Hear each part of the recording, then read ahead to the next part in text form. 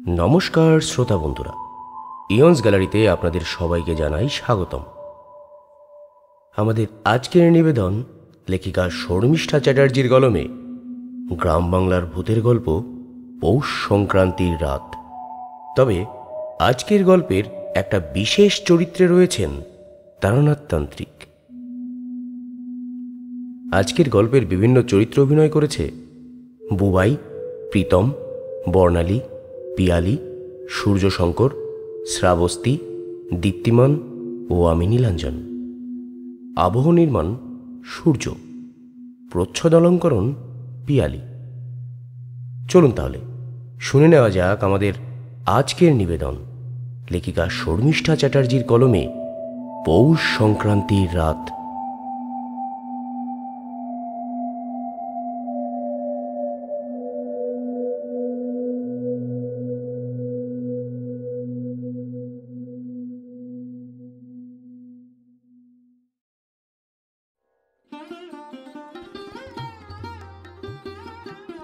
সামনেই পৌষ সংক্রান্তি, তাই বাঁকুড়ার শালতলি গ্রামের ঘরে ঘরে যেন এখন থেকেই উৎসবের আমেজ। ঘরে ঘরে বউ মেয়েরা পিঠে পুলি আর নলেন গুড়ের পায়েস বানাতে ব্যস্ত। আর সেই পিঠে পায়েসের সুগন্ধ যেন সারা শালতলি গ্রামের পরিবেশটাকে একেবারে মুখরিত করে তুলেছে। সেই সঙ্গে গ্রামের দক্ষিণ দিকের জোড়া শিব মন্দির তলার মাঠে পৌষ পার্বণের মেলা বসার প্রস্তুতি চলছে। সর্বত্র উৎসবের বাতাস বইছে। এই গ্রামেরই এক বেকার মাতাল নিখিল মণ্ডল। সারাক্ষণ মাতাল হয়ে পড়ে থাকা ছাড়া তার আর কাজ নেই। নিখিলের স্ত্রী রমা বাজারে ছোট একটা মিষ্টির দোকান চালিয়ে কোনো রকমে সংসার চালাচ্ছে। দুপুরবেলা রমা তার মিষ্টির দোকানের জন্য নিজের হাতে পিঠে পুলি বানাবে বলে কুড়ুনিতে নারকেল কোড়াচ্ছিল, একই সঙ্গে উনুনে গুড় জাল দিচ্ছিল। ঠিক সেই সময় নিখিল কোথা থেকে এসে নলেন গুড়ের মিষ্টি গন্ধ পেয়ে ঢুলু ঢুলু চোখে রান্নাঘরের দরজার সামনে এসে দাঁড়ায়।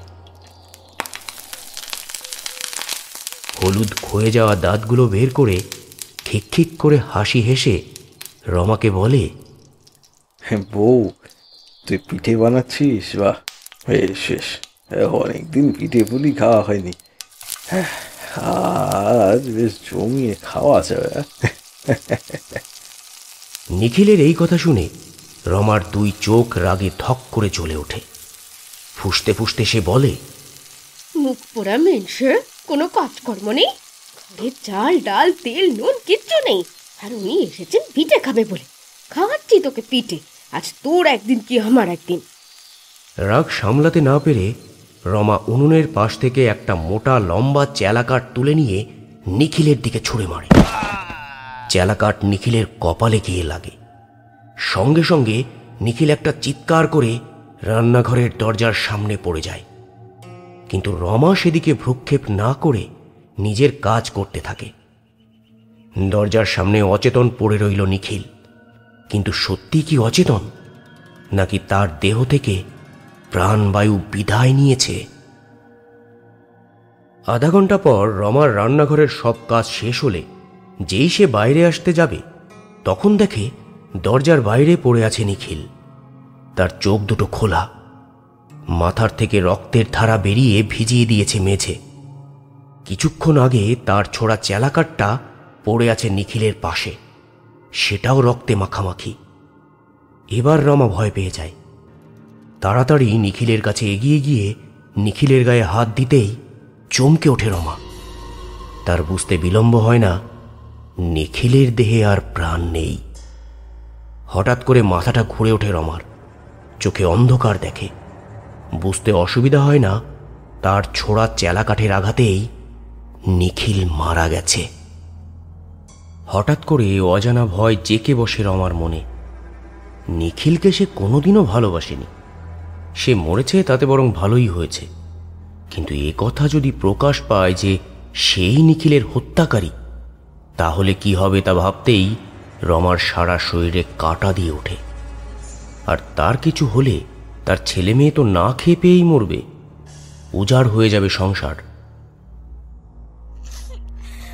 নিখিলের প্রাণহীন দেহের পাশে বসে হাপুস নয়নে কাঁদতে থাকে রমা। কি করবে এখন সেই মরদেহটাকে নিয়ে? কিন্তু না, এভাবে কান্নাকাটি করে কোনো লাভ নেই। কিছু একটা করতে হবে। এই লাশ বেশিক্ষণ ফেলে রাখাও যাবে না। কেউ যদি দেখে ফেলে তবে আর রক্ষে থাকবে না। রমার মাথায় একটা বুদ্ধি খেলে যায়। সে আর দেরি না করে একটা কোদাল নিয়ে আসে। তারপর নিখিলের দেহটাকে চাদরে মুড়ে অনেক কষ্টে টানতে টানতে বাড়ির পেছনের বাঁশবাগানে নিয়ে যায়। বাঁশবাগানের ভেতর কিছুটা গিয়ে রমা মাটি খুঁড়তে শুরু করে।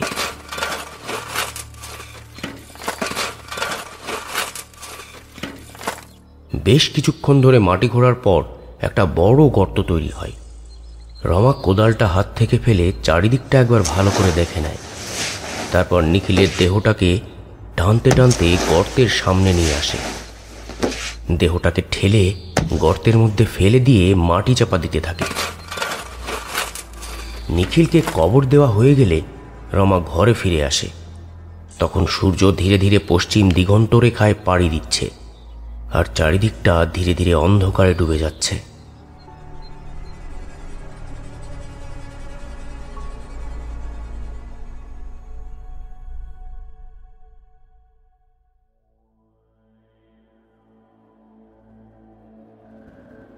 যেদিন এই ঘটনা বাড়িতে ঘটেছিল সেদিন রমার ছেলে মেয়ে দীপু আর চারু বাড়িতে ছিল না। তারা গিয়েছিল মামার বাড়িতে। তারা এই ঘটনা ঘুণাক্ষরেও টের পায়নি। বাড়ি ফিরে বাবার কথা জিজ্ঞেস করায় রমা আসল ঘটনা চেপে গিয়ে ছেলে মেয়েকে বলে তাদের বাপ নাকি তাদের ফেলে পালিয়ে গেছে চিরদিনের মতো। কয়েকদিন ধরে গ্রামের লোকেরা নিখিলকে দেখতে না পেয়ে রমাকে নিখিলের সম্পর্কে জিজ্ঞাসা করে। রমা তখন আসল ঘটনা চেপে গিয়ে কাঁদতে কাঁদতে সকলের কাছে জানায় তার স্বামী নাকি তাকে আর তার ছেলে মেয়েকে ছেড়ে অন্য কোথাও চলে গেছে। রমার মুখ থেকে একথা শুনে গ্রামের লোকেরা নিখিলের সম্পর্কে অনেক গালাগাল করে। সবাই এও বলে ওরকম মুখ পোড়া লোক থাকার থেকে না থাকাই ভালো সংসারে। এই ঘটনার 4 দিন পর এলো অমাবস্যা। গ্রামের কিছু কিছু বাড়িতে পৌষকালী পুজো চলছে। রমার ছেলে দীপু সন্ধ্যাবেলা কোচিং থেকে ফেরার পথে তার এক স্কুলের বন্ধুর বাড়িতে যায়। সেখান থেকে পৌষকালী পুজোর খিচুড়ি প্রসাদ নিয়ে বাড়ি ফিরতে ফিরতে রাত 8:30 বেজে যায়। দীপু বাড়িতে ফিরে দেখে তার মা এখনো পর্যন্ত দোকান বন্ধ করে বাড়ি ফেরেনি। ছোট বোন চারুও কোচিং থেকে পড়ে বাড়ি ফেরেনি। দীপু উঠোনে সাইকেলটা রেখে ঘরের দরজা খুলে ঘরে ঢোকে। তারপর হারিকেন জ্বালিয়ে বন্ধুর বাড়ি থেকে আনা প্রসাদের শালপাতার প্লেটটা টেবিলের উপর রেখে বাথরুম থেকে হাত মুখ ধুয়ে আসে। দীপু টেবিলের উপর থেকে খিচুড়িটা নিয়ে খেতে বসে। 2 বার খিচুড়িটা মুখে তুলে নিয়ে 3য়বার যেই দীপু খেতে যাবে হঠাৎ জানালার বাইরে থেকে 2টো কালো লম্বা লম্বা হাত এসে দীপুর একদম মুখের সামনে থেকে খিচুড়ির প্লেটটা নিয়ে উধাও হয়ে যায়। এই ভয়ঙ্কর দৃশ্য দেখে দীপু নিজেকে সামলাতে না পেরে চিৎকার করে অজ্ঞান হয়ে পড়ে।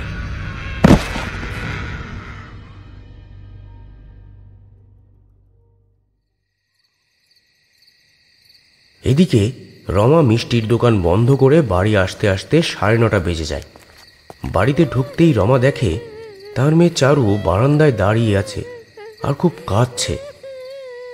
রমা চারুকে জিজ্ঞাসা করে, কি রে মা, তুই কাঁদছিস কেন? কি হয়েছে? চারু কাঁদতে কাঁদতে বলে, মা মা ঘরে গিয়ে তুমি শিগগিরই দেখো, দাদা অজ্ঞান হয়ে পড়ে আছে।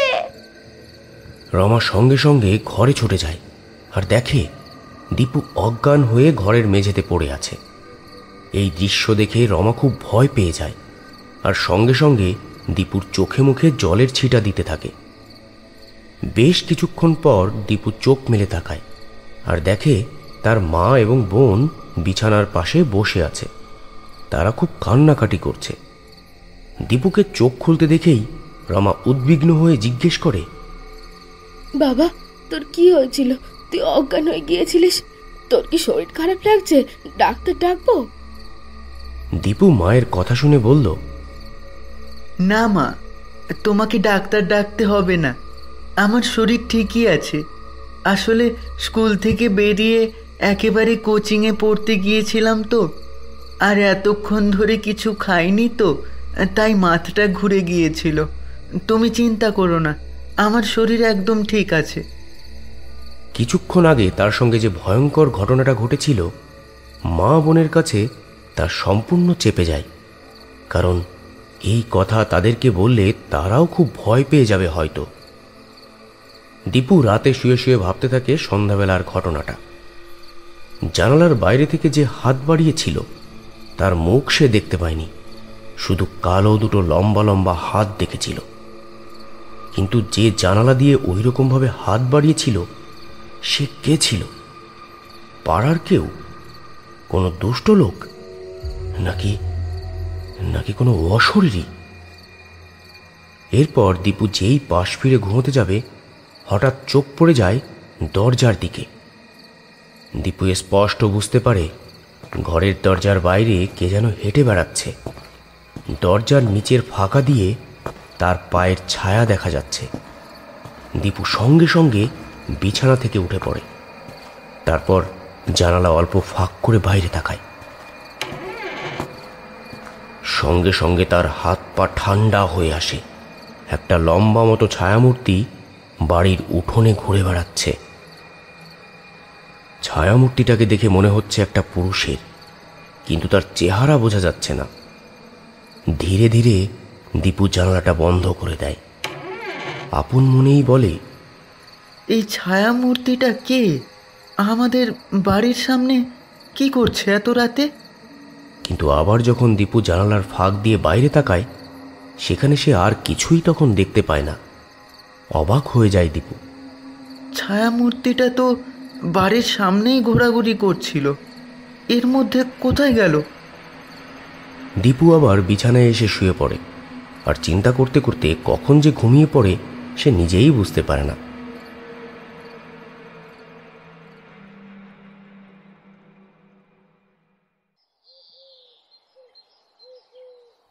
পরদিন সকালে মায়ের চিৎকারে দীপুর ঘুম ভাঙে।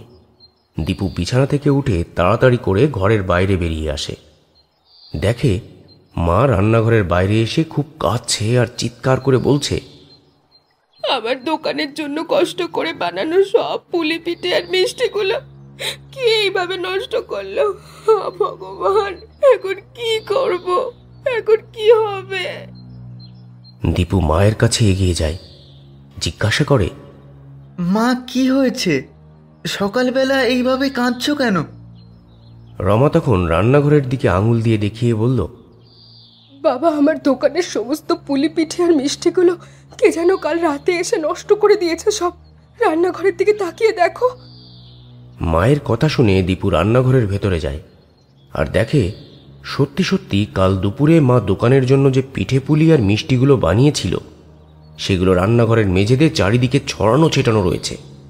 আর এক একটা মিষ্টি দেখে মনে হচ্ছে কেউ যেন অর্ধেক খেয়ে রেখেছে। রান্নাঘরের এই অবস্থা দেখা মাত্র দীপুর কাল রাত্রে জানালার ফাঁক দিয়ে দেখা সেই ছায়ামূর্তিটার কথা মনে পড়ে যায়। ও ভাবতে থাকে, এই ছায়ামূর্তি কি তবে কাল এই ঘটনা ঘটিয়েছে?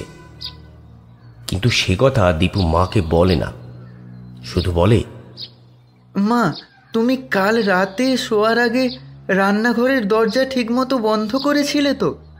রাতে রান্নাঘর খোলা দেখে হয়তো কুকুর বিড়াল এইসব উৎপাত করে গেছে। আমি তো প্রতিদিন রাতে শোয়ার আগে রান্নাঘরে তালা দিয়েই শুতে যাই, সে তো তুই জানিস। প্রতিদিনকার মতো কাল রাতেও আমি রান্নাঘরে তালা দিয়েই শুতে গেছিলাম। মায়ের মুখ থেকে এই কথা শুনে দীপু ভাবল, কাল রাতে তাহলে রান্নাঘরে কে এসেছিল? সেই ছায়ামূর্তি না অন্য কেউ?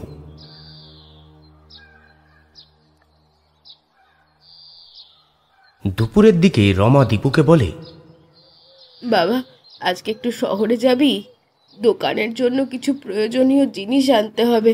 তুই তো দেখতেই পাচ্ছিস সব জিনিস নষ্ট হয়ে গেছে। মায়ের কথা শুনে দীপু বলল, আচ্ছা মা, তুমি কোনো চিন্তা করো না, আমি আজ শহরে গিয়ে তোমার দোকানের জন্য সব প্রয়োজনীয় জিনিসপত্র কিনে আনবো। আজ হয়তো রাতে ফিরতে পারবো না, ফিরতে ফিরতে হয়তো কাল দুপুর হয়ে যাবে। আমি একটা রাত বরঞ্চ মামার বাড়িতে কাটিয়ে দেব। তুমি আর চারু বাড়িতে সাবধানে থেকো। এরপর দীপু খাওয়া দাওয়া সেরে নিয়ে বেলা 12টা নাগাদ বেরিয়ে পড়ল শহরের উদ্দেশ্যে।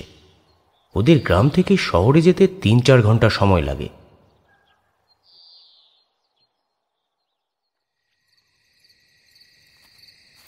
সেদিন চারু বাড়িতে একা ছিল বলে রমা তাড়াতাড়ি দোকান বন্ধ করে ঘরে ফিরে আসে। রমা যখন একা একা বাড়ি ফিরছিল, রমার শুধু মনে হতে লাগলো ওর পেছন পেছন কেউ আসছে, কিন্তু বারবার পেছন ফিরেও কাউকেই দেখতে পেল না। বাড়ির উঠোনে যেই রমা ঢুকতে যাবে, হঠাৎ রমার চোখ আটকে যায় রান্নাঘরের উপরে চালের দিকে। চাঁদের যেটুকু আলো রান্নাঘরের চালের উপর ছিটকে পড়েছিল, সেই আলোয় রমা দেখে একটা বড় আকারের মানুষের ছায়ামূর্তি চালের উপর হাত পা ছড়িয়ে বসে আছে। মূর্তিটা বসে বসে যেন কি একটা খাচ্ছে, কিন্তু কি খাচ্ছে তা বোঝা যাচ্ছে না। শুধু কচমচ করে চেবানোর আওয়াজ পাওয়া যাচ্ছে। তার মুখ দেখা যাচ্ছে না, কিন্তু ছায়ামূর্তিটার অবয়ব দেখে মনে হলো যেন নিখিল বসে আছে, কিন্তু তার দেহটা যেন আকার আকৃতিতে আরো বড় হয়েছে। এই দৃশ্য দেখা মাত্র রমা সঙ্গে সঙ্গে ভয়ে ঘরে চলে আসে। ঘরেই খাওয়া দাওয়া সেরে শুয়ে পড়ে, কিন্তু শুয়ে শুয়ে সারা রাত রমা শুনতে পায় কে যেন সারা রাত ঘরের টালির চালে ঢিল ছুঁড়ে মারছে, আর ঘরের বন্ধ জানলা দরজাগুলোতে আঘাত করছে। সেই সাথে বাড়ির চারিদিকে ঘুরে ঘুরে বলছে, আগে পিঠে পুলিতে আজ খুব খিদে পেয়েছে।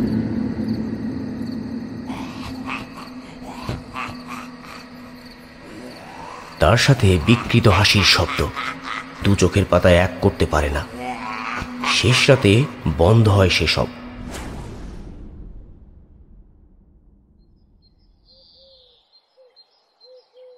দিনের আলোয় সব যেন আবার স্বাভাবিক হয়ে যায়। গতরাতের ভয় যেন কিছুটা ফিকে হয়ে যায় দিনের আলোয়। রমার মেয়ে চারু প্রতিদিন ভোরে উঠে ঠাকুর পুজোর জন্য ফুল তুলতে যায়। আজও তেমনই সে গিয়েছিল ফুল আনতে, কিন্তু বেশ খানিকটা সময় কেটে যাওয়ার পরও সে ফিরল না। রমা ভাবল হয়তো ফুল তুলতে আসা অন্য কোনো বন্ধুর সাথে গল্প করছে। উঠোন ঝাড় দিতে দিতে গজগজ করে রমা নিজের মনেই বলল, সকাল 7:30 বাজে, এখনো মুখ পুরি মেয়ের ফুল তুলে ঘরে ফেরার সময় হলো না। এরপর এসে কখন যে পড়বে আর কখন যে স্নান করে খেয়ে দিয়ে স্কুলে যাবে কে জানে। আজ বাড়ি ফিরুক, দেখাচ্ছি মজা। ঠিক সেই সময় রমাদের প্রতিবেশী উমা ছুটতে ছুটতে রমার কাছে আসে। হাঁপাতে হাঁপাতে সে বলে, রমাদি, তুমি জলদি আসো, আমাদের বাড়ির সামনের পুকুরের পাড়ে চলো, দেখো গিয়ে চারুর কি অবস্থা। উমার মুখ থেকে এই কথা শুনে ঝাড় দেওয়া থামিয়ে রমা ভয়ার্ত কণ্ঠে উমাকে জিজ্ঞেস করে, কি হয়েছে আমার চারুর? এখানে দাঁড়িয়ে আমাকে প্রশ্ন না করে জলদি চলো, গেলেই দেখতে পাবে। রমা তড়িঘড়ি উমার সাথে পুকুর পাড়ে গিয়ে দেখে পুকুর পাড়ের সামনে অনেক লোকের ভিড়। সেই ভিড় ঠেলে রমা এগিয়ে গিয়ে যা দেখে তা ছিল রমার কল্পনার অতীত। রমার দেহ শিথিল হয়ে আসে যেন। চারুর শরীরটাকে কোনো অমানসিক শক্তি গর্ত করে মাটির ভেতর পুঁতে দিয়েছে। শুধু মাথাটা মাটির বাইরে বেরিয়ে আছে। এই ভয়ঙ্কর দৃশ্য দেখে রমা সঙ্গে সঙ্গে চারুর কাছে ছুটে যায়, আর গ্রামের মানুষদের কাছে হাত জোড় করে কাঁদতে কাঁদতে বলে, দয়া করে আমার মেয়েটাকে কেউ বাঁচাও, ওকে মাটির ভেতর থেকে কেউ তুলে আনো, কেউ বার করো আমার মেয়েটাকে। গ্রামের লোকেরা সবাই মিলে চারুকে মাটি খুঁড়ে বের করে আর ধরাধরি করে বাড়ি নিয়ে যায়।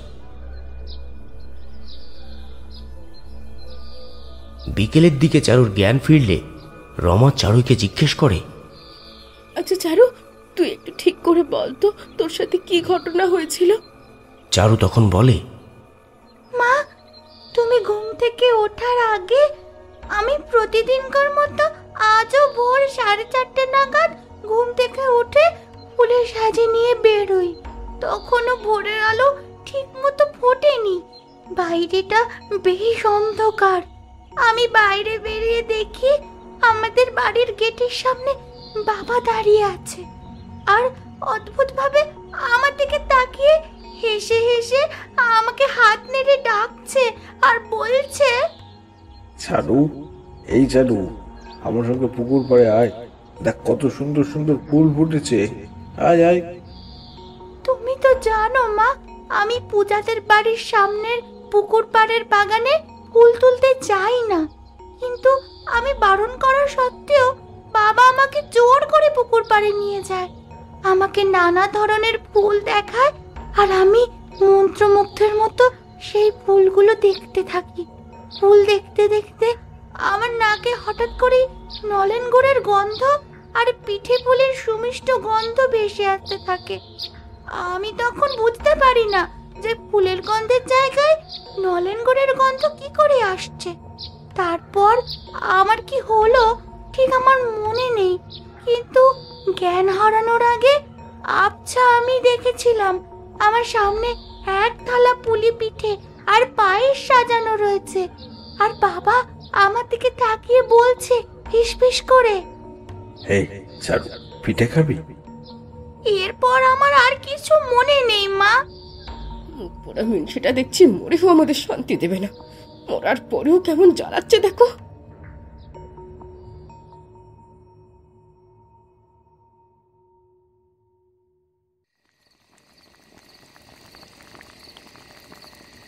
সন্ধ্যাবেলা উনুনে দুধ জাল দিতে দিতে আপন মনেই রমা বলে চলল, কাল থেকে চোরা শিবতলার মাঠে পৌষ সংক্রান্তির মেলা বসবে। আজ রাতের মধ্যে সব পিঠে পুলি সাপটা তৈরি না করে রাখতে পারলে বিকেল হয়ে যাবে সব করতে করতে কাল, আর মেলায় সব জিনিসপত্র নিয়ে পৌঁছতে পৌঁছতে দেরিও হয়ে যাবে। গিয়ে দেখবো সব জায়গা দখল হয়ে গেছে, তখন আমাকে আবার জায়গা খুঁজতে বসতে হবে।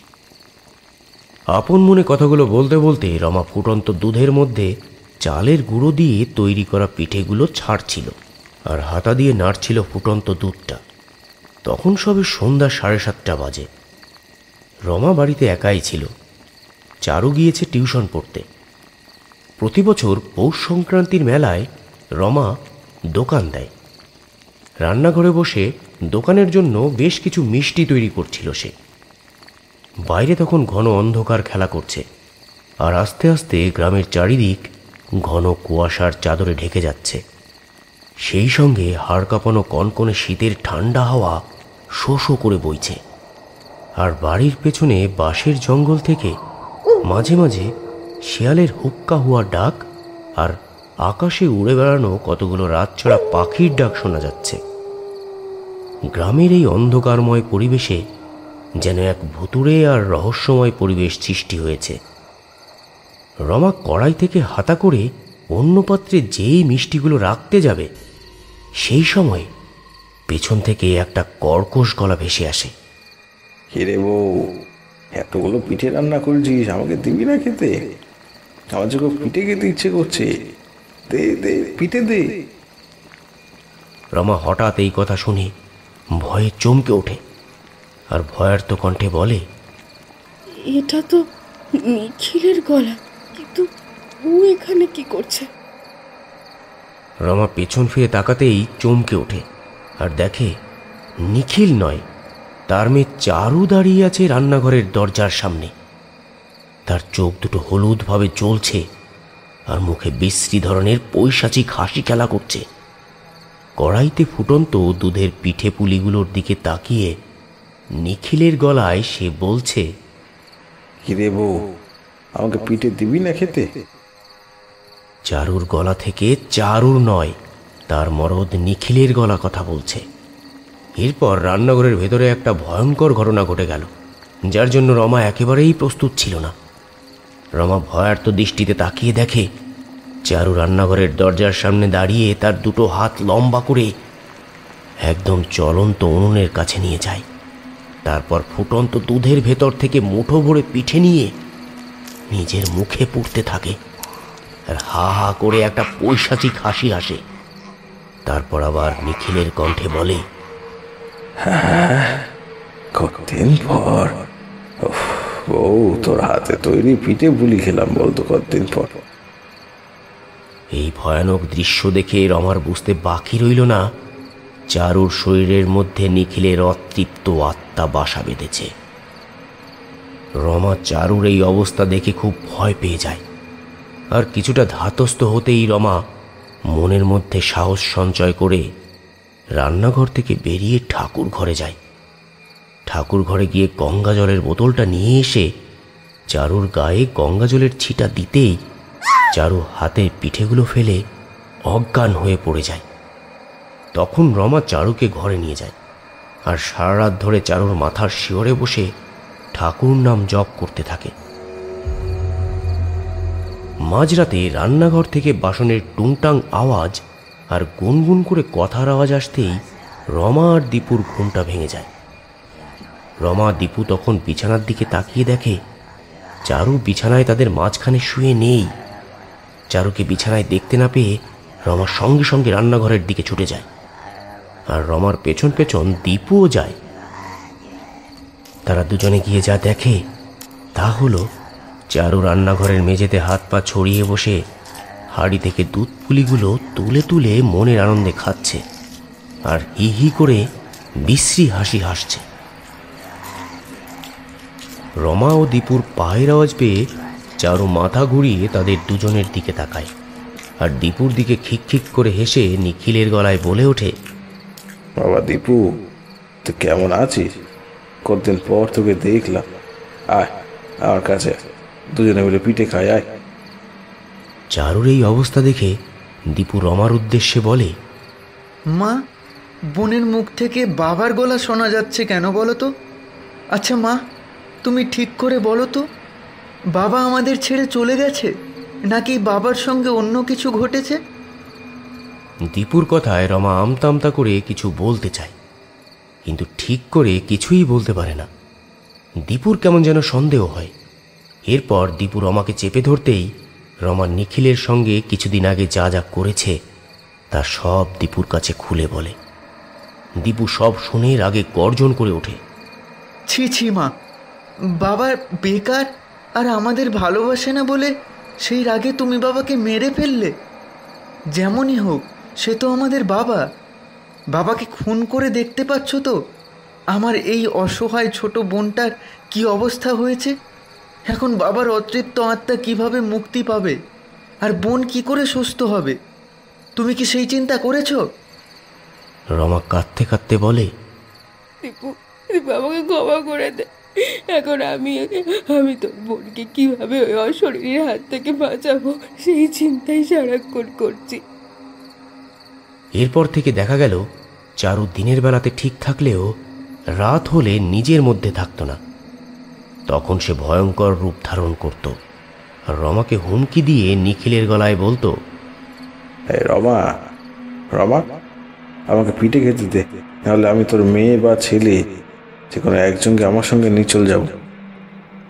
নিখিলের এই হুমকি শুনে রমা রোজ রাতে চারু ওরফে নিখিলকে পিঠে বানিয়ে খেতে দিত আর সেই পিঠেগুলো পেয়ে মহা আনন্দে নিখিল গোগ্রাসে খেয়ে নিত।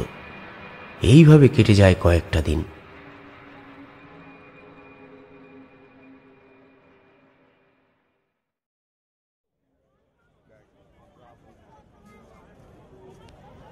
ও ম্যান্টিন মা, শুনেছ আমাদের এই শালবনী গ্রামের উত্তরে বেলতুলি শ্মশানে সাধিকা রাধারানী মা আবার এসেছেন।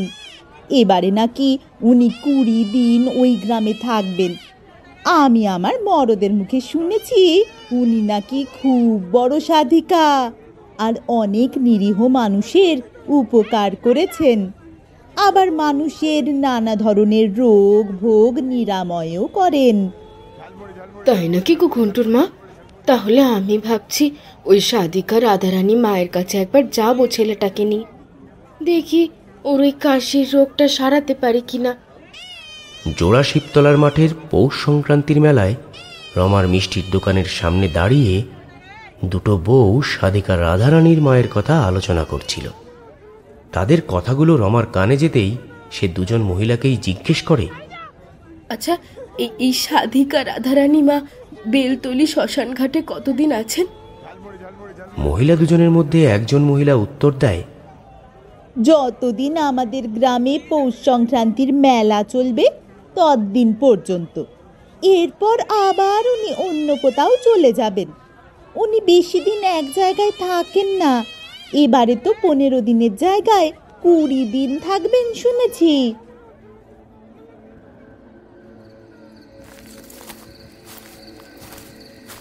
সাধিকা রাধারানীর কথা শুনে রমা মনে মনে ঠিক করে এই 20 দিনের মধ্যে তাকে যা করার করতে হবে।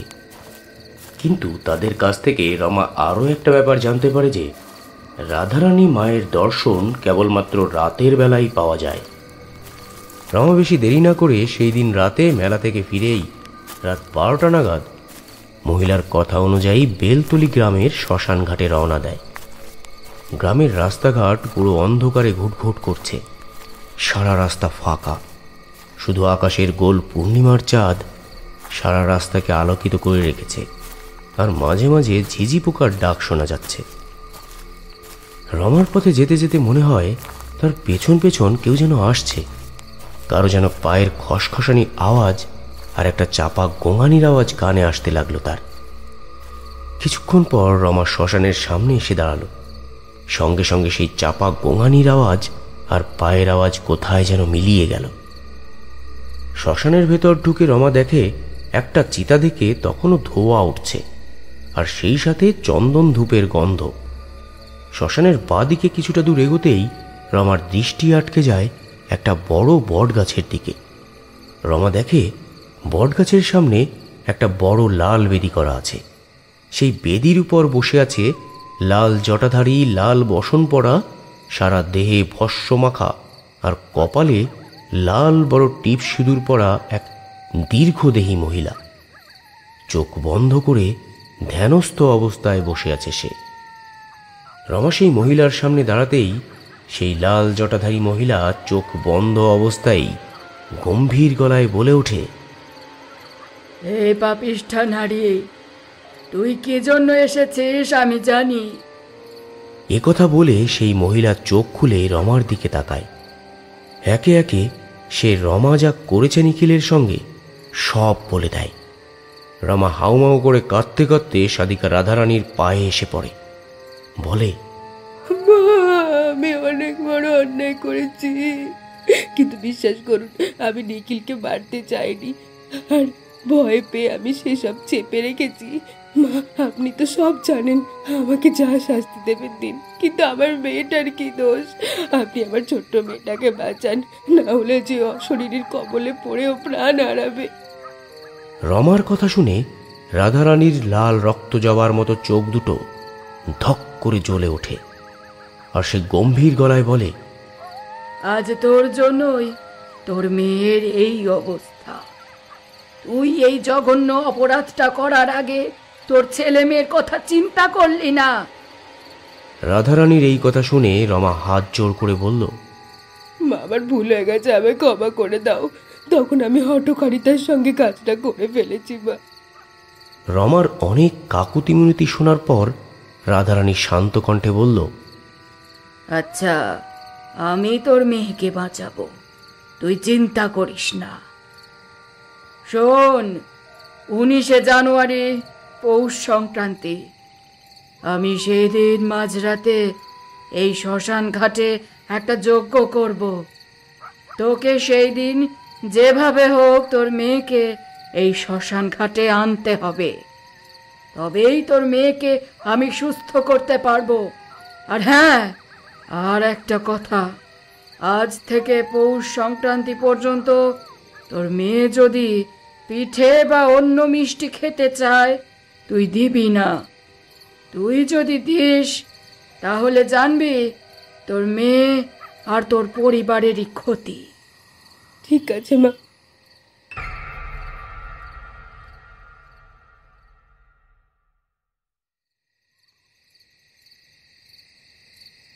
এই বউ, আমাকে পিঠে খেতে দে, নাহলে সব শেষ করে দেবো। চারুর এই বিকট চিৎকারে রমা আর দীপুর ঘুম ভেঙে যায়, আর দেখে চারু বিছানায় হাত পা বাঁধা অবস্থায় চিৎকার করছে। চারুর পাগলামি এতটাই বেড়েছে যে তাকে হাত পা বেঁধে রাখতে হচ্ছে।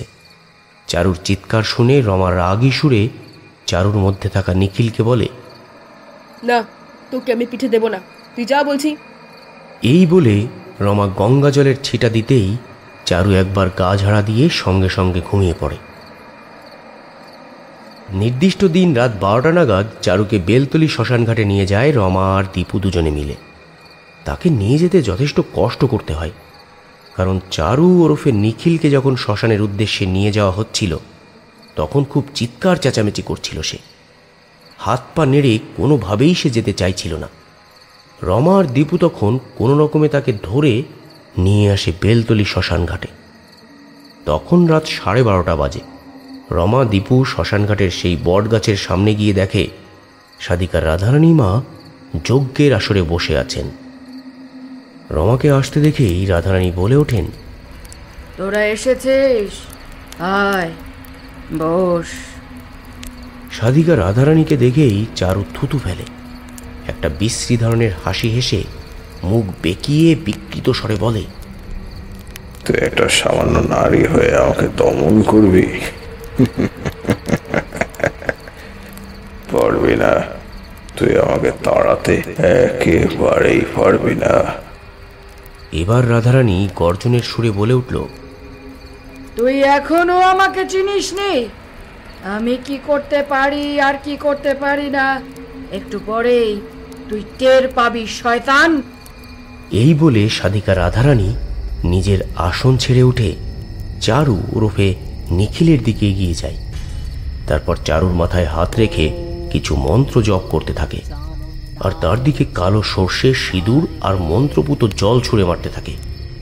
চারু বিকৃত গলায় নিখিলের কণ্ঠে চিৎকার করে বলতে থাকে, আমাকে ছেড়ে দে বলছি, আর পিঠে খেতে দে। তোরা যদি আমাকে পিঠে খেতে না দিস আমি একেবারে সব শেষ করে দেব।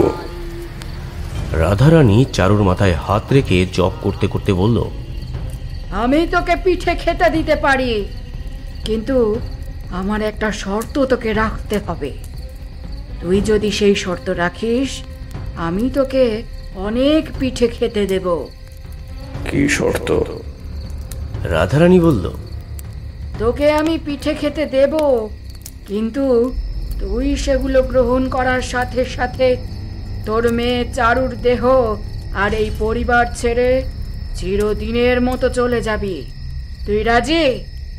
চারুর মুখ থেকে সেই অশরীরী বলল, আমি রাজি। আমি চিরদিনের মতো আমার মেয়ে চারু আর আমার পরিবারকে ছেড়ে চলে যাবো, আমি কথা দিলাম। রাধারানীর কথা মতো রমা আগে থেকেই পিঠে পুলি পায়েস তৈরি করে এনেছিল। সেগুলো সে সঙ্গে করে নিয়ে এসেছিল। সেই মিষ্টিগুলো চারুর সামনে বের করে দিতেই চারু গোগ্রাসে সেগুলো খেতে লাগলো। খাওয়া শেষ করে চারু একটা জোর হেঁচকি তুলে মাটিতে লুটিয়ে পড়ল। অচেতন চারুর মুখ থেকে নিখিল কান্না জড়ানো গলায় বলল, আমি তোমাদের সারা জীবন অনেক চালিয়েছি, কোনোদিনও এক ফোঁটা শান্তি দিইনি, তবে আর তোমাদের আমি অশান্তি দেব না। আমি এই পরিবার ছেড়ে চলে যাচ্ছি। সঙ্গে সঙ্গে চারুর অজ্ঞান দেহ থেকে একটা কালো ধোঁয়ার কুণ্ডলী বেরিয়ে আকাশে বিলীন হয়ে গেল। রাধারানী এবার রমাকে বললেন, তোর মেয়ে আর তোদের পরিবারের উপর থেকে সব বিপদ কেটে গেছে। তোরা এখন ওই অশরীরীর হাত থেকে বিপদ মুক্ত। সাধিকা রাধারানী মায়ের এই কথা শুনে রমা কাঁদতে কাঁদতে রাধারানী মায়ের পায়ে পড়ে বলল, মা, আপনাকে অসংখ্য ধন্যবাদ আমার ছোট্ট মেয়েটাকে বাঁচানোর জন্য। আমি আর আমার পরিবার আপনার কাছে সারাটা জীবন কৃতজ্ঞ থাকব।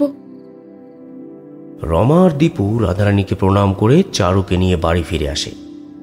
তারপর কিছুদিনের মধ্যেই তারা ওই বাড়ি ছেড়ে শালতলি গ্রামের অন্যত্র বাড়ি ভাড়া নিয়ে চলে যায়। পৌষ সংক্রান্তি শেষ হলে শালতলি গ্রামের জোড়া শিব মন্দির মাঠ থেকে পৌষ মেলা উঠে যায়। সেই সঙ্গে সাধিকা রাধারানী মাও বিদায় নেন।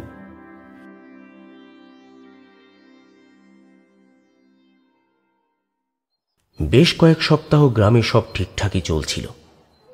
একদিন সকালে রমা চারুকে স্কুলে দিয়ে গ্রামের পথ ধরে দোকানের জন্য কিছু প্রয়োজনীয় জিনিসপত্র কিনবে বলে বাজারে যাচ্ছিল। পথে যেতে যেতে রমার হঠাৎ কানে আসে গ্রামের দুটো বউ রাস্তা দিয়ে যেতে যেতে কিছু একটা বলছে। জানিস শ্যামলী, পরশু রাতে আমাদের বাড়িতে একটা অদ্ভুত উপদ্রব হয়েছে। কি উপদ্রব শুরু হয়েছে বলো তো মালতীদি? পরশু আমার মরদ আমাদের মাংসের দোকানের জন্য শহর থেকে অনেকগুলো মুরগি কিনে আনে। আমাদের বাড়ির বারান্দার এক পাশে একটা খাঁচা আছে মুরগি রাখার। সেই খাঁচায় মুরগিগুলো ছিল। গতকাল সকালে উঠে দেখি। কি গো, কি দেখলে পরদিন সকালে উঠে? পরদিন সকালে উঠে দেখি সেই মুরগিগুলোকে কে যেন ছিঁড়ে কুঁড়ে তার কাঁচা মাংস, পালক আর হাড় আমাদের সারা উঠোনে ছড়িয়ে রেখে দিয়ে গেছে। সারা উঠোন জুড়ে সে এক রক্তারক্তি কাণ্ড। তোমাদের বাড়িতে এই ঘটনা ঘটেছে? আমাদের পাশের বাড়িতেও তো ঠিক এমন ঘটনাই ঘটেছে কাল রাতে। কি ঘটনা? আরে আমাদের পাশের বাড়ির ওই বিপিন আছে না, ওই বিপিন আর তার পাড়ার কয়েকটা বন্ধু মিলে ওদের ওই পাড়ার ক্লাবে পিকনিক করবে বলে ঠিক করেছিল। তাই কাল রাতে বিপিন বাজার থেকে অনেক মাছ, মাংস, সবজি সব এনে ওদের বাড়ির রান্নাঘরে রেখেছিল। আজ সকালে উঠে ক্লাবে যাওয়ার আগে রান্নাঘরে ঢুকে দেখে আগের দিনে রান্নার সব মালপত্র কে যেন সারা রান্নাঘরে ছড়িয়ে ছিটিয়ে রেখে গেছে। আর মাংস আর মাছগুলো কি যেন খুবলে খুবলে খেয়ে ওই হাড় আর কাটাগুলোকে ছড়িয়ে রেখে দিয়েছে। বউ দুটির মুখ থেকে এই ঘটনা শুনে রমা ভয় পেয়ে যায়। আপন মনেই সে বলে, গ্রামে আবার নতুন করে কি সব উপদ্রব শুরু হলো। যত দিন যেতে লাগলো গ্রামের লোকেদের কিছু কিছু কথা রমার কানে আসতে লাগলো প্রতিনিয়ত। সেই কথাগুলো হলো, রাত হলেই নাকি গ্রামের বিভিন্ন বাড়িতে একই রকমের কাণ্ড ঘটছে।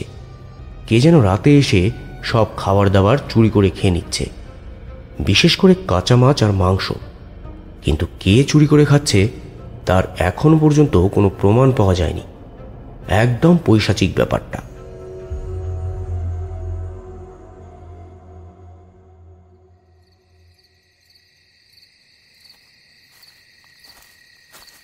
এরই মধ্যে একদিন রমার দোকান বন্ধ করতে দেরি হয়ে যায়। বাড়ি ফেরার জন্য বেরিয়ে দেখে রাস্তাঘাট একদমই ফাঁকা, লোকজনের যাতায়াত নেই বললেই চলে। আর সেদিন অমাবস্যা ছিল বলে রাস্তাঘাট বেশ অন্ধকার, ঘুটঘুট করছে। রমা হাতে একটা লণ্ঠন জ্বালিয়ে নিয়ে বাড়ি ফিরছিল। জোড়াশিবতলার মাঠের পাশের আম গাছটার পাশ দিয়ে যাবার সময় হঠাৎ রমা একটা খিক খিক করে হাসির শব্দ শুনতে পায়। শব্দটা আসছে আম গাছের ওপর থেকে। রমা ভালো করে তাকিয়ে দেখে আম গাছের ডালের ওপর কে যেন একটা পা ঝুলিয়ে বসে আছে, কিন্তু অন্ধকারের জন্য তার মুখ ঠিকভাবে দেখা যাচ্ছে না। রমা তখন ভালো করে দেখবার জন্য আম গাছটার দিকে এগোতেই সে গাছটার উপর যে বসে আছে তার মুখটা দেখতে পায়। অবাক বিস্ময়ে রমা দেখে আম গাছের ডালে যে ছায়ামূর্তি বসে আছে সে আর কেউ নয়, তার মরদ নিখিল। এই দৃশ্য দেখে রমা ভয়ে চমকে ওঠে আর সঙ্গে সঙ্গে সে বাড়ির দিকে ছোটে। তখন পেছন থেকে একটা গলা তার কানে আসে। গাছের উপর থেকে নিখিল খিক খিক করে হেসে বলছে, তুই কি ভেবেছিস বই? আমি গ্রাম ছেড়ে চলে যাব? আমি তো শুধু চারু আর আমার পরিবারকে ছেড়ে চলে যাওয়ার কথা দিয়েছি, গ্রাম ছেড়ে যাওয়ার কথা তো দিইনি।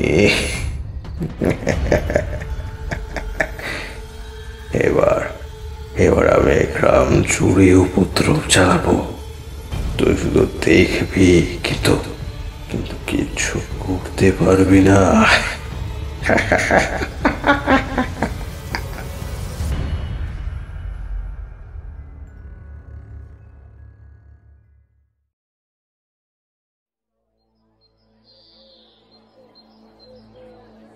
মোড়ল মশাই, কিছু একটা উপায় বের করুন।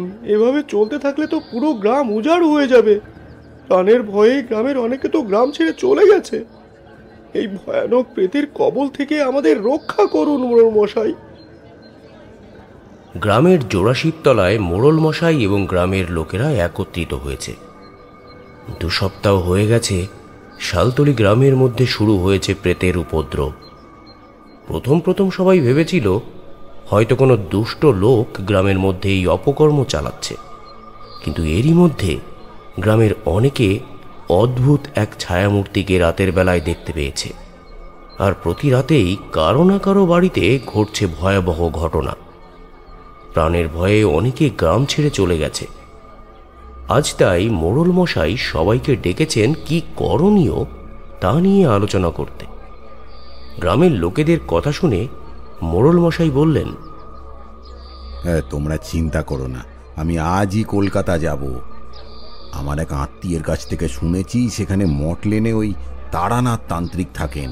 তিনি অনেক মানুষের উপকার করেছেন। আমার বিশ্বাস আমাদের এই প্রেতের হাত থেকে তিনি উদ্ধার করতে পারবেন। কাল সকালের মধ্যেই আমি তাকে নিয়ে আসবো গ্রামে। তবে আজ রাতটা কিন্তু তোমরা সবাই সাবধানে থেকো।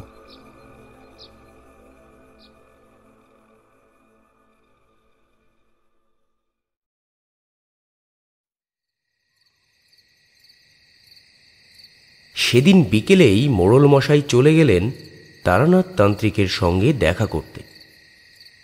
তারানাথ তখন এক ব্যক্তির হাত দেখছিল।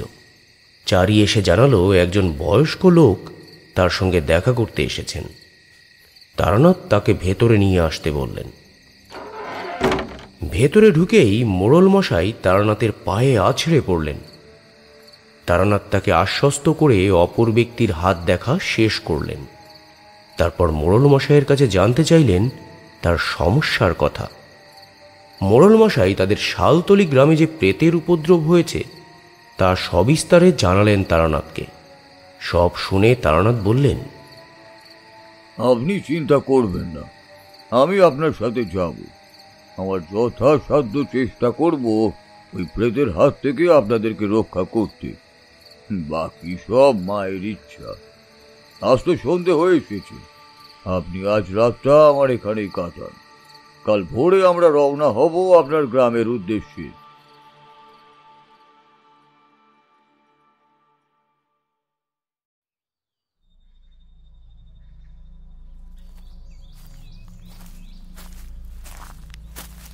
পরদিন ভোরে মোড়ল মশাই ও তারানাথ তান্ত্রিক রওনা হলেন শালতলি গ্রামের উদ্দেশ্যে। গ্রামে পৌঁছতে দুপুর হয়ে গেল। গ্রামে ঢুকেই তারানাথ বুঝতে পারল পুরো গ্রামের বাতাসে কেমন যেন একটা আষ্টে গন্ধ। কোনো অপশক্তি কবজা করেছে গ্রামের চৌহদ্দি। মোড়ল মশাইয়ের বাড়িতেই তারানাথের থাকার ব্যবস্থা হলো। সেখানে স্নানাহার সেরে মোড়ল মশাইয়ের সাথে তারানাথ বসলেন বৈঠকখানায়। মোড়ল মশাই বললেন, এখন কি করণীয় ঠাকুর মশাই? কিছু কি বুঝতে পারছেন? আপনাদের গ্রামের উপর এক ভয়ানক অশরীরীর নজর পড়েছে। আজ রাতেই আমি এক পুজো করতে চাই এখানে। আর আপনি একজোড়া মোড়ক আর কিছু পিঠে তৈরি রাখবেন। ঠিক রাত 12টায় আমি পুজোয় বসবো। আর তখন যেন পুরো গ্রামের লোকেরাই কেউই আর ঘরের বাইরে না থাকে।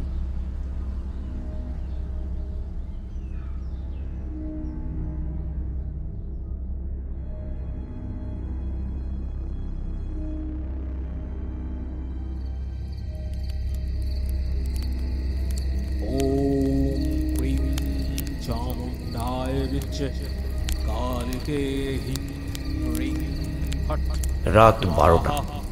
তারানাথ তান্ত্রিক পূজায় বসেছেন জোড়া শিব মন্দিরের সামনে। একটু দূরেই রাখা রয়েছে জোড়া মোড়ক আর পিঠা। তারানাথ মন্ত্র উচ্চারণ করে চলেছেন।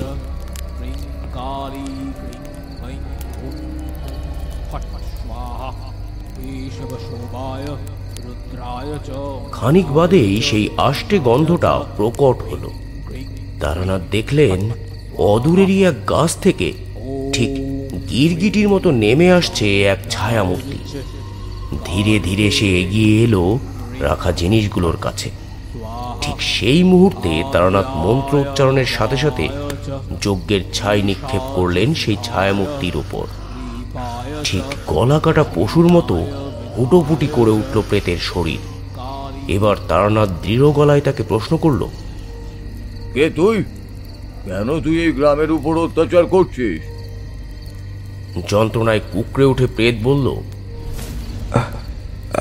আমি নিখিল, আমার বউ রমা আমাকে মেরে ফেলেছে। আমার কি দোষ ছিল? আমি তো শুধু পিঠে খেতে চেয়েছিলাম।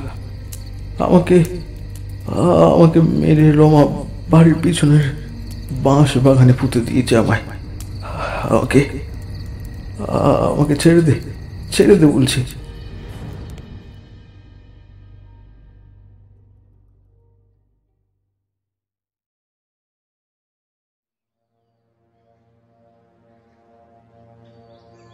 নিখিলের প্রেতের কাছে তারানাথ জানতে পারল তার সঙ্গে কি কি হয়েছে। পরদিন ভোর হতেই মোড়লমশাই এলেন তারানাথের কাছে। তারানাথ ও মোড়লমশাই তক্ষুনি চলে গেলেন রমার বাড়িতে। রমা তখন উঠোন ঝাড় দিচ্ছিল। মোড়লমশাইকে আসতে দেখে রমা হাতের কাজ থামালো, তারপর বলল, কি ব্যাপার মোড়ল মশাই, এত সকালে আপনি এখানে? রমা, সত্যি করে বল নিখিলের কি হয়েছে। আমরা সব জানতে পেরেছি, এবার তোমার কাছ থেকে জানতে চাই। এবার রমা বুঝতে পারল আর লুকিয়ে কোনো লাভ নেই। নিখিলের সাথে ঘটা সব ঘটনা সে খুলে বলল। তার কথা শুনে মোড়লমশাই বললেন, অত্যন্ত বড় অপরাধ করেছ তুমি রমা। না, এ অপরাধের কোনো ক্ষমা হয় না। রমা কাঁদতে কাঁদতে বলল, বিশ্বাস করুন মোড়ল মশাই, আমি নিখিলকে মারতে চাইনি, কিন্তু চেলা কাটে নাঘাতটা এমন ভাবে লাগলো। আমাকে মাফ করে দিন মোড়ল মশাই, আমাকে মাফ করে দিন। তুমি নিখিলের কোনো শ্রাদ্ধ শান্তি করনি। তোমার কারণে আজকে পুরো গ্রামে নেমে এসেছে ঘোর বিপদ। শুধুমাত্র তোমার ছেলে মেয়ের কথা চিন্তা করে তোমাকে ছেড়ে দিচ্ছি। এখন বলো, নিখিলের দেহ তুমি কোথায় পুঁতে রেখেছো?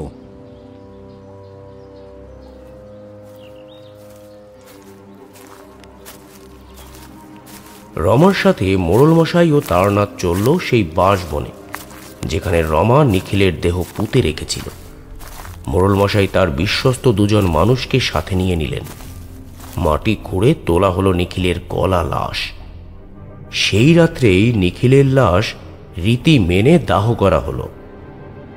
তারানাথ মোড়লমশাইকে বলল, মোড়লমশাই, যথাসময় নিখিলের লাশ দাহ এবং অন্ত্যেষ্টিক্রিয়া করা হয়নি বলে নিখিলের আত্মা এখনো মুক্তি পায়নি। তাই নিখিলের আত্মার মুক্তির জন্য যত শীঘ্রই সম্ভব তার বিশেষ শ্রদ্ধাদি সম্পন্ন করতে হবে। আমি আপনাকে কিছু উপকরণ বলে দিচ্ছি, আপনি দ্রুত জোগাড় করুন।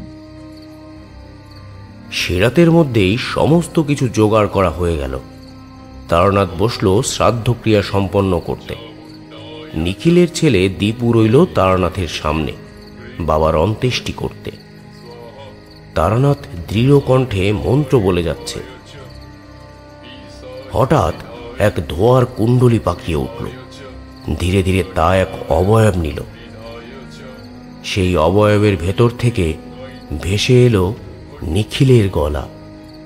বিদায়, মুক্তি।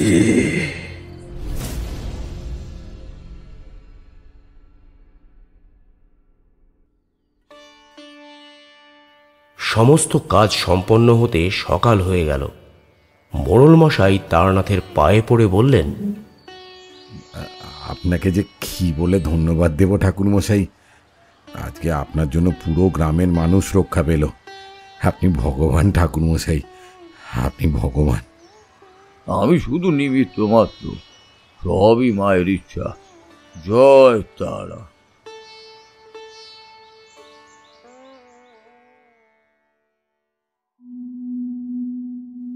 কেমন লাগলো আমাদের আজকের নিবেদন অবশ্যই কমেন্ট করে জানাতে ভুলবেন না। যদি ভালো লেগে থাকে তাহলে লাইক এবং শেয়ার করে দিন। তার সাথে আমাদের চ্যানেলে সাবস্ক্রাইব করে আমাদের পাশে থাকুন। খুব শীঘ্রই আমরা ফিরে আসব নতুন গল্প নিয়ে। সবাই সুস্থ থাকুন, আনন্দে থাকুন। ধন্যবাদ।